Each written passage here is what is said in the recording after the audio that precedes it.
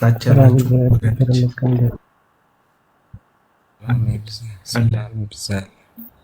አለን ሰላም ነን። ቀጥል። እሺ አቡናዬ እንዴት ነህ? አሎ ወንድዬ እንዴት ነህ? ቀጥል ባትለኝ ቀጥል።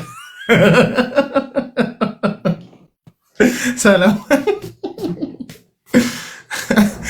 ትንሽ እንዴት ናችሁ? ሰላም ናችሁ ወይ? ካልተሳቀበት ከባድ ነው ይሄ ህይወት። ብቻህን እኮ ተወዛግበን እንጂ ቀጥል። ችግር የለውም። ብቻህን እኮ ይሄ ሁሉ ተመልካች እያየ እንትን እንዳትል ብዬ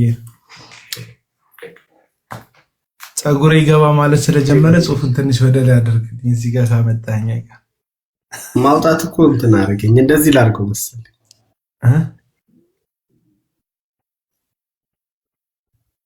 እሺ መልካም ስትቀያየረን እዛ እንትን እንላለን። እሺ ያው ቆንጆ ሀሳቦች ተሰጥቷል። ፓስተር ዳጌም ሲሰጥ ሰምቻለሁ።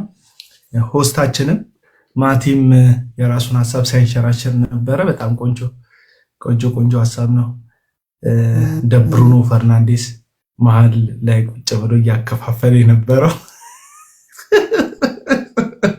ምንም እንደ ማውራት አይጠበቅብን። በጣም ጸዴ ሀሳብ ነበር ስታከፋፈለ የነበረው ለነበሩ ሰዎች።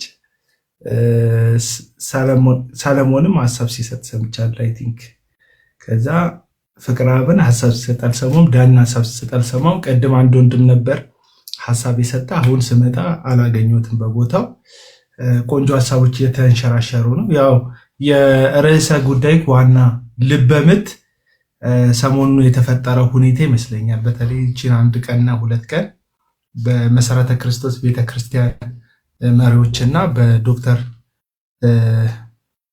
አንቶኒዮስ በኩል የተሰጠው ሀሳብ ይመስለኛል። እኔ ወሬ ስጀምር ተቃራኒ ሀሳብ መስጠታችሁ የድሮን ጥቃት በምታካድሟቸው ሐሰተኞች ላይ እንዲወረወርባቸው ያደርጋል እንጂ የምታተርፉት ነገር የለምና የሐሰተኛ ነቢያት ካዳሚዎች ተረጋጉ።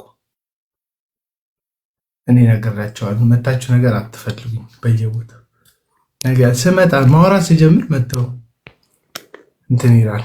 በጌታ ነግን ይለኛል እና እሺ በቃ እንትን ላባርካት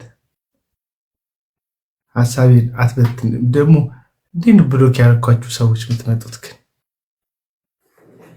እሺ እቀጥላለሁ። 2 ሀሳብ ለማንሳት እሞክራለሁ። ያው አጠቃላይ ጉዳይ ነው። የምትፈሩ ሰዎች ከአሁን ሰዓት ጀምሮ መውረድ ትችላላችሁ። ከዚህ በፊት የጻድቁ ፖለቲካ የሚል አንድ ቪዲዮ ሰርቼ ነበር መስቀል ሚዲያ ላይ። ይሄ አሁን ሰሞኑ የምታዩት ግርግር ራሱን የቻለ የወንበር ጥማትም የወለደው ግርግር ያለበት የራስን ወንበርና የራስን ሹመት ለማረጋገጥ የተደረገ አጀንዳም እንዳለው ግልጽ የሆነ ነገር ነው የምትመለከቱት። በዚህ በኩል መልካም ሀሳቦች የያዘ ሀሳብ አለው። ለምሳሌ የመሰረተ ክርስቶስ መሪዎች የቤተ ክርስቲያኗ ኦፊሻሊ ያልሆነ ጉዞ ላይ ወይም ቤተ ክርስቲያኗ ሂዱልኝ ያላለችውን ጉዞ በራሳቸው ፈቃድ ከሄዱ በኋላ በአሜሪካ የሚገኝ ተቋም ጋር ወይም ሆሞሴክሹዋልን አጽድቆ ሆሞሴክሹዋልነት ኖርማል እንደሆነ እያሰበም እያጋባም ካለ ተቋም ጋር ግንኙነት ማድረጋቸውን ሕፃኑ ልጅ ሲጮህ ወይም ደግሞ ሲናገር ስላልሰሙት ብቻ በእናቱ ማህፀን እያለ ህይወት እንደሌለው አድርገው ስለሚያስወግዱት ይሄ ነገር በቤተ ክርስቲያን ውስጥ ግድያ ነው፣ ሞት ነው፣ መቅረት አለበት የሚል በጣም ከፍተኛ የሆነ ህይወት የሚያድን ስራ ስዩም አንቶኒዮ ሰርቷል። በእርግጥ በተጋነነ መልኩ አንዳንድ ጊዜ በልጅ ልቦናዬ ላይ ማወቅ የሌለብኝንም ነገር ስለዚህ ስለ ሆሞሴክሹዋል እሱ ቤተክርስቲያን ለመጠበቅ እኔ ደግሞ በቤተክርስቲያን ስለተገኘው ብቻ ከአይምሮይ በላይ የሆነ ዕውቀትም ሰጥቶኛል። በጣም ካያችሁ እኔ አግሬሲቭ ነኝ በእንደዚህ አይነት ጉዳይ ላይ። ለምን ስትሉ በልጅነቴ ዶክተር ስዩም አንቶኒዮ ሲናገር የሰማሁት እጅግ ከሆሞሴክሹዋል ጋር የሚገናኝ የሚሰቀጥጥ ነገር በልጅነት ህሊናዬ ታትሞብኝ አሁን ስለ ጉዳዩ ያለኝ አመለካከት ሰቅጣጭ ነው። ምን ነው በመጠኑ ቢያደርጉት ዶክተር ብዬ አስቤ አውቃለሁ። ግን ያው እየተቃወመ ነውና አይ በቃ መቃወም የለብህም ማለት አንችልም። ምክንያቱም ቤተክርስቲያን ይሄን ነገር እንድትቃወም የነገራት የሆነ ዘመን በ5 ዓመት 2 ጊዜ የሚሾም ፕሬዝዳንት ብለን የሾምነው ግለሰብ ወይም ሽማግሌ ብለን የሾምነው መሪ ሳይሆን የእግዚአብሔር ቃል ነው ስለዚህ ጉዳይ የሚነግረን። ሰዎች እግዚአብሔርን እያወቁ እንደ እግዚአብሔርነቱ መጠን ስላላመሰገኑትና ስላላከበሩት የሚያመካኙት አጡ ይልና ለማይረባ አይምሮ እንደተሰጡ ይሄ እግዚአብሔርን እያወቁ ለእግዚአብሔር እንደሚገባ ካለመኖር ወይም ከትዕቢት የሚመጣ ነውር እርኩሰት እንደሆነ መጽሐፍ ቅዱስ ይነግረናል። እንዲህ የሚያደርጉትን ደግሞ መጽሐፍ የገሃነም ፍርድ እንደሚገባቸው ይናገራል። ስለዚህ ቤተክርስቲያን እጅግ የምትጸየፈው ፊት የማትሰጠው ነገር ነው። ሜኖናይት ሆነ ዋቴቨር የተፈለገውን ነገር ይሁን እና በፍጹም ቤተክርስቲያን በዚህ በኩል ይህን ነገር አትቀበሉም። ስለዚህ ዶክተር ስዩም አንቶኒዎስ የሚሰጡት ስልጠና የሚሰጡት ትምህርት ለብዙ ሰዎችን አንቅቷል። ቢያስደነግጠንም ቅሉ አንቅቶናል። ስለዚህ በጉዳዩ ላይ ትኩረት ሰጥቶ እንደሚሰራ የሕክምና ባለሙያ ወይም በጉዳዩ ላይ ሸክም እንዳለው የቤተክርስቲያን አገልጋይ በዚህ ጉዳይ ላይ ሲሰራ የቆየ ወንድም ከመሆኑ የተነሳ ይሄ ጉዳይ ሲነሳ እሱ ቤተክርስቲያኑን ለመጠበቅ የመሰረተ ክርስቶስ ቤተክርስቲያን አባል ስለሆነ አገልጋይ ስለሆነ ልጅ ስለሆነ እዛች ቤተክርስቲያን ውስጥ ዳግም ልደትን ስላገኘ ማለት ነው። ስለዚህ ቤተክርስቲያኑን ለመጠበቅ የሄደበትን ስቴፕ አንዳንድ መሪዎችን እንዲጋለጡ አድርጓቸዋል። እነዛ ቤተክርስቲያን ሳትወክላቸው የሄዱትን ሰዎች ማለት ነው። እነዛ ሰዎች ደግሞ እንዲገለጡ የተፈለገበት ዋና ምክንያት ለቤተክርስቲያን በሚያስቡ ሰዎች አይደለም። ከነ ዶክተር ስዩም አንቶኒዎስ ውጪ ያሉ ጤነኛ ከሆነ ልብ ካላቸው ወንድሞች ውጪ እነዚህ ተልእኮ ተሰጥቷቸው እነዚህን ሰዎች የማጋለጥ ስራ ሰራን የሚሉ ሰዎች ሰሞኑን በካውንስል ምርጫ ወይም በካውንስል ፕሬዝዳንት ምርጫ ላይ የሚሳተፉት ጻድቁ አብላጫውን ድምጽ በልጫ እንዲያገኙ የመሰረተ ክርስቶስም ሆነ የመካነ ኢየሱስ መሪዎች ስማቸው መብጠልጠል አለበት። ስማቸው ደግሞ ዲሞናይዝድ እንዲሆን ከዚህ ጉዳይ ጋር መያያዝ አለበት። ስለዚህ እነዚህ ሰዎች እዛ ቦታ ላይ መገኘታቸው ከምርጫው ጋር ተያይዘው ስማቸው ዲሞናይዝድ እንዲደረግ ስለተፈለገ በሚጽፉት ሰዎች ቅድም በጠሯቸው ግለሰቦች ሲጻፍባቸው ሲባሉ አንዳንዶች ከቅልብ ጳውሎስ የፊልጵስዩስ መልእክት ምዕራፍ 2 ላይ አንዳንዶች ከቅልብ ቀንተው ስለ ወንጌል ቀንተው በጽድቅ ወንጌልን ሲሰብኩ ሌሎች እኔ ላይ እስራት ለማምጣት ሰበኩ አለ። ነገርየው ሲታይ ወንጌል እኮ ነው። አንዳንዱ ግን ወንጌል የሰበከው ጳውሎስ እንዲታሰር እስር እንዲብስበት መከራ እንዲብስበት ብሎ ነው የሰበከው። ሌሎች ደግሞ እንደ ጳውሎስ ብንታሰርም ብንሞትም ብለው ከእምነት አንጻር ሰብከዋልና ሁለት አይነት ድምጾች ነበሩ በዚህ ንግግር ላይ። አንዳንዶች ያንን ወንበር እንዲሳካ የነዚህ መሪዎች ስም ማጠልሸት ስራ እየሰሩ የነበሩ ሰዎች ነበሩ እዚህ ጉዳይ ላይ። ሁለተኞቹ ግን ቤተክርስቲያናቸውን ለመጠበቅ የሚሰሩ ነበሩ። ልክ እንደ ዶክተር ስዩም አንቶኒዎስ አይነቶቹ ቤተክርስቲያናቸውን ለመጠበቅ ቤተክርስቲያናቸው ከእንደዚህ አይነት እርኩሰትና አመጽ ለማስመለጥ በቤተክርስቲያናቸው ላይ የመጣውን የስም ማጥፋት ዘመቻ ለመከላከል የኛ ቤተክርስቲያን ይህንን ጉዳይ ትጸየፋለች ለማለት ነው ዶክተር ስዩም አንቶኒዎስ ሲሰሩ የነበሩት። ለምንድን ነው ይሄንን የምትለው ስትሉኝ፣ በግላቸው ነው መሪዎቹ የሄዱት።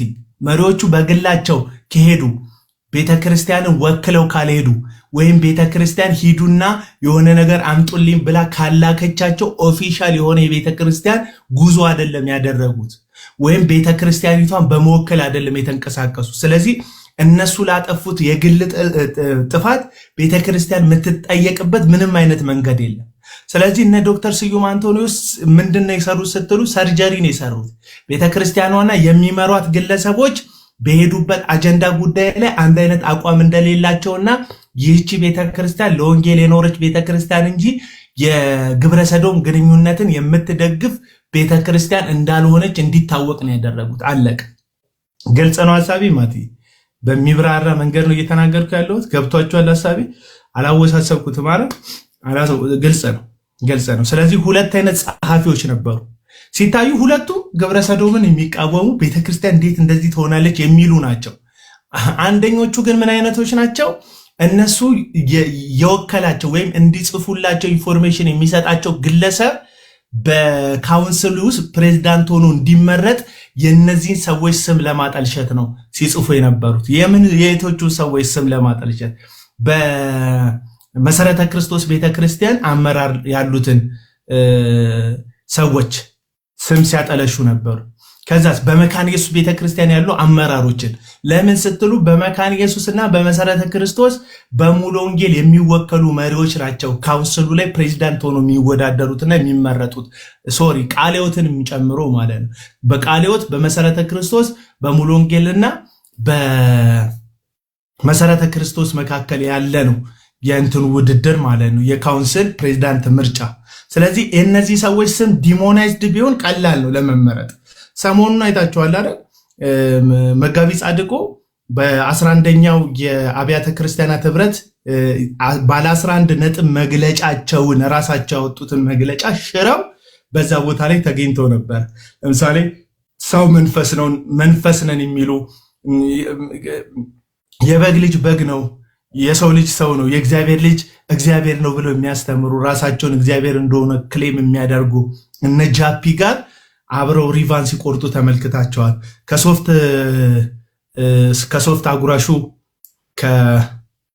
ከሶፍት አጉራሹ ከእንትና ጋር ከመስፍን በሹ ጋር አብረው ቸርች ሲመርቁም አይታችኋቸዋል። ከዛም ደግሞ ባለፈ ከአሰጋጁ በንብርክክ ከሚያስኬደው ሐሰተኛው ነብይ ኤርሚያስ ሁሴን ከሚባለው ግለሰብም ጋር እንደዚሁ ዋንጫ ሲሸላለሙ አይታችኋል። ይሄ ሁሉ ዲፕሎማሲ ምንድነው? በቦታው ላይ ሹመት ለማግኘት። ይሄ ግን በቂ አይደለም። ከሐሰተኞች ጋር አብሮ በቀይ ምንጣፍ ላይ ለመሄድ የካውንስል ፕሬዝዳንት ሆኖ ለመመረጥ በቂ አይደለም። ያውቃሉ፣ መጋቢ ጻድቁ ያውቃሉ። ምንድነው የሚያውቁት? የአብያተ ክርስቲያናት ህብረት የአብያተ ክርስቲያናት መሪ መሆን አይችሉም። ምክንያቱም 2 ጊዜ ተመርጠዋል። ከ2 ጊዜ በላይ መመረጥ አይቻልም። ሁለተኛ ጊዜያቸው ነው። ከዛ ስልጣናቸው ደግሞ ኤክስፓየርድ አድርገው ከወንበራቸው ሊወርዱ ነው። ስለዚህ ወንበር ላይ ለመቆየት ትክክለኛው ምርጫ ቀድሞ ያጸደቁትን በራሳቸው ያጸደቁትን ባለ 10 ነጥብ መቀልበስ ወይም መካድ ነው። ስለዚህ ምን አደረጉ? ከሐሰተኞች ጋር ህብረት አደረጉ። ከዛስ የመካነ ኢየሱስና የመሰረተ ክርስቶስ መሪዎች ዲሞናይዝድ እንዲሆኑ አደረጉ። ጻድቁ ግን ዲሞናይዝድ እንዲሆኑ ሲያደርጉ ሐሰትን ላልኳችሁ ጸሐፊዎች ሐሰትን ሰጥቷቸው ነው? አይደለም። እሳቸው ነው ከሜኖናይት ቢብሊካል ስታዲ ወይም ስብሰባ ላይ እንደተገኙ እነዚህ መሪዎች የሚያውቁት እሳቸው ናቸው። ስለዚህ የእነዚህ ሰዎች መሪዎች መገኘት እዛ ቦታ ላይ ቀድማ መሰረተ ክርስቶስ ቤተክርስቲያን ከግብረ ሰዶም ጋር ግንኙነት የለኝም ያለችውን ነገር የሚያፈርስ ስለሆነ ይቺ ቤተክርስቲያን ወይም መሪዎቿ በውክልና የካውንስሉ ፕሬዝዳንት እንዳይሆኑ የነዚህ ሰዎች ስም መጥፋት ስላለበት ጠፋ። ስማቸው ግን የጠፋው ትክክል ባልሆነ መንገድ አይደለም። ሰዎቹ ሄደዋል፣ በቦታው ተገኝተዋል። የሄዱት ግን መሰረተ ክርስቶስን ወክለው ወይም እንደ መሰረተ ክርስቶስ መሪ ሳይሆን በግል ተነሳሽነት ነው። የዶክተር ስዩም አንቶኒዮስ ክርክር ይሄ ነው። የሄዱት በግል ተነሳሽነት ነው። እነዚህ ሰዎች ቤተክርስቲያኒቷ ይህን ነገር አትደግፍም፣ ኦፊሻል የሆነ የቤተክርስቲያን ውክልና ይዘው አይደለም የሄዱት። ቤተክርስቲያኒቷ አታውቅም ይህንን ሲያደርጉ። መሪዎች ናቸው ኦፍኮርስ፣ ግን የሄዱት በራሳቸው ተነሳሽነት ነው። እየተረዳችሁኝ ነው? ስለዚህ እነ ዶክተር ስዩም አንቶኒዮ ለሶስት ሆኖ የቤተክርስቲያናቸው ጉዳይ ስላሳሰባቸው ቤተክርስቲያኒቷ እንደዚህ አይነት ነገር እንደማይመለከታት ለህዝቡ ወጥተው ይፋ አደረጉ። እነዚህ መሪዎችም ልክ እንዳልሆኑ ተናገሩ። ለምን? ቤተክርስቲያን የክርስቶስ ስለሆነች። 5 ዓመት ፕሬዝዳንት የሚሆነው ሰውዬ አይደለችም ቤተክርስቲያን። በነገራችን ላይ 5 ዓመት ሽማግሌ 4 ዓመት ሽማግሌነት ተመርጦ ዋና ሽማግሌ ሰብሳቢ ነኝ እያለ እሁድ ወጥቶ ሰኞ የጾም ጸሎት ፕሮግራም አለን፣ ዓርብ የፈውስ ፕሮግራም አለን፣ ቅዳሜ የወጣቶች አለን፣ እሁድ ዋናው ፕሮግራም አለን የሚል ማስታወቂያ የሚናገረው ዋና ሰብሳቢ አይደለችም ቤተክርስቲያን። መጽሐፍ ቅዱስ ሐዋርያት ሥራ ምዕራፍ 20 ቁጥር 28 ላይ እንደሚናገረው ሐዋርያ ቅዱስ ጳውሎስ እግዚአብሔር በገዛ ደሙ የዋጃትን የእርሱን ቤተክርስቲያን ተጠብቁ ዘንድ ይላል። ቤተክርስቲያን እግዚአብሔር በገዛ ደሙ የዋጃት የኔ ብሎ የሚጠራት አንድ ጠሪ ነው ያላት፣ የኔ ብሎ መጥራት የሚችል። በእርግጥ እነዚህ ሱቅ የከፈቱ ሐሰተኛ ነቢያትና ሐሰተኛ ፈዋሾች የኔ ቤተክርስቲያን ምናምን ሲሉ ትሰማቸዋላችሁ። ያ በደም የተከፈተ ወይም በደም የተመረቀ የክርስቶስ ቤተክርስቲያን ሳይሆን በራሳቸው ሞራል በመክፈቻ ኮንፈረንስ የከፈቱት ሱቅ ስለሆነ ማለት የኔ ቸርች ይላሉ። ሰዎችም ለምዶባቸው የከሌ ቸርች ይላሉ። ኢየሱስ ብቻ ነው ቤተ ክርስቲያኔን አለ በዚህ አለት ላይ ምን አላለ እሰራለሁ፣ ወይም ቤተ ክርስቲያንን በዚህ አለት ላይ እመሰርታለሁ አለ። የገሃነም ደጆች አይቋቋማትም። አለቀ። ቤተ ክርስቲያኔ ማለት የሚችል ብቸኛ የቤተ ክርስቲያን ባለቤትነት መብት ያለው በደሙ ዋጋነት በውድ ደሙ ዋጋነት የገዛ በብርና በወርቅ አይደለም የተገዛችሁት አለ ጴጥሮስ ሲናገር። የተገዛችሁት በምንድን? በከበረ በማን? በልጁ ደም ነው የተገዛችሁት። እና የተገዛንበት ደም የኢየሱስ ስለሆነ ቤተክርስቲያን ማለት የሚችለው የእግዚአብሔር ልጅ ክርስቶስ ኢየሱስ ነው። ሐዋርያት እንደ ሐዋርያት መጽሐፍ ቅዱስ በጣም ትልቅ ኪዳን የሰጣቸው ትልቅ አውቶሪቲ የሰጣቸው ትምህርታቸውን ያጸናላቸው ሐዋርያት የቤተ ክርስቲያን ባለቤት አይደሉም፣ የቤተ ክርስቲያን አካልና አገልጋይ እንጂ። ነቢያት፣ የአዲስ ኪዳን የብሉይ ኪዳን ነቢያት የቤተ ክርስቲያን ባለቤት አይደሉም።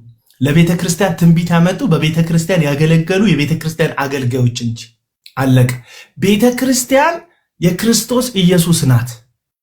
ቤተ ክርስቲያን የክርስቶስ ኢየሱስ ሙሽራው ናት። የኔ የሚላት ናት። ንጽሕት ናት። ቅድስት ናት። የፊት መጨማደድ የሌላት ናት ይህቺ ቤተ ክርስቲያን። ስለዚህ ሳምባዲ መጥቶ እንደ ክርስቶስ ቤተ ክርስቲያን አገልጋይ መጥቶ ሳምባዲ መሪ ሊሆን ይችላል፣ እስከሆነ ድረስ ያስኬዳታል። የሚያስኬድበት ደግሞ ፕሮሲጀር አለው። እኛ መጽሐፍ ቅዱስ ብቻ ብለን ስለምናምን እንደ ፕሮቴስታንት እንደ ወንጌላዊ አማኝ እንደ እርድና በተነቀሰ መስሏላ ይላል። ተነቅሳ እንዴ ንቅሳት አለብህ እንዴ? እኔ ንቅሳት የለኝም ሰውነት ሄደ ወገኖች። እሺ ለሌላ ጊዜ መረጃ እንዲሆናችሁ። እዚህ ጥቁር ሰውነት ላይ ምን ልነቀስ ይችላል? ትክክል አይደል? በመገለጥ ከማታየው ንቅሳት ለምን ነቀሳለሁ? እና ቤተክርስቲያን የክርስቶስ ኢየሱስ የራሱ የሆነች አካሉ ናት። መሪዎች ይመጣሉ፣ መሪዎች ይሄዳሉ። መሪዎች ራሱ የሚዳኙበት የእግዚአብሔር ቃል ባለስልጣን ነው። ራሷ ቤተክርስቲያን ራሷ በምን ባለስልጣንነት ስር ነው የምትተዳደረው? እንደ ፕሮቴስታንት አስተሳሰብ ከእግዚአብሔር ቃል ስልጣን በታች ነው የምትተዳደረው።